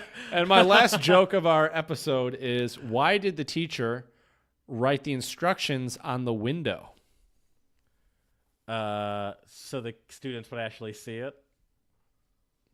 No, because the teacher wanted the lesson to be very clear. Okay. I was thinking none of the kids were paying attention. So the teacher wanted to put it in a place where the kids were actually looking. Oh, that makes sense. That's not bad. I see where you're going. Thank you. I smell what you're stepping in. Thank you. I have quite the quirky mindset, It's that is weird, fair. That's fair. I love that I just fit in these drops. Like I try my hardest to fit them in, where I could just also say a sentence that is way better than. Hey, I like the drops. I like them too. That's why I use them. Adds a nice little touch. Well, Jared, I think it's time to leave our listeners with a quote of our pod. And for this episode, I found a really interesting Chinese proverb, which is, do not confine your children to your own learning, for they were born in another time. Oh, yes. Yes. I mean, that's the problem with the world. I have my grandparents have often told stories about how their parents wanted to, it almost seems like they wanted their kids to be stupid, and it was just because they were so afraid and struggled to talk about anything, any topic that was serious, like sexual or about anything personal or emotional, where it's like do you realize that it's weird to realize later, this is what they were saying, that our parents were trying their hardest to keep us stupid. It seems like don't you want us to be as smart as possible? Why would you be happily and keeping stuff away from us because you think you're protecting us for something, when it's like, aren't you better off in teaching kids as much as possible, and then allowing them to figure out make decisions on their own? Yeah, I would say so. I think the other thing too is that the way we learn and the way that children today learn is different because they're growing up in such a different environment. Technologically, what we know about human development, what we know about education, and just because you did something traditionally this way doesn't always mean that it's the right way to do things. Yeah, that's very true. Yeah. I'm trying to think of something, but I feel like I've even still had situations like that with my parents. Right. Well, what I can tell you as a language teacher is that we tend to try to teach language the way we learned it because we think it's the best way to do it. Right. It works for me. Right. However, I think sometimes we need to try our best to remove ourselves from the situation and look at it as non-biased as you possibly can, which isn't always easy. Right. But I think it's important to adapt to the times and the things that, we have a lot of advantages currently that we can use to help our students learn languages and prepare them for hopefully a better future. So exactly. So don't confine your children to your own learning, for they were born in another time. A little Chinese proverb to end our episode. So we thank you. Please follow us on Instagram at Untranslatable Podcast. Tweet at us or slide into our DMs if that's more your style at Untranslatable1. at Twitter. And then also shoot us an email if there's anything that you would like us to discuss. untranslatablepodcast@gmail.com. And we look forward to hearing from you next time.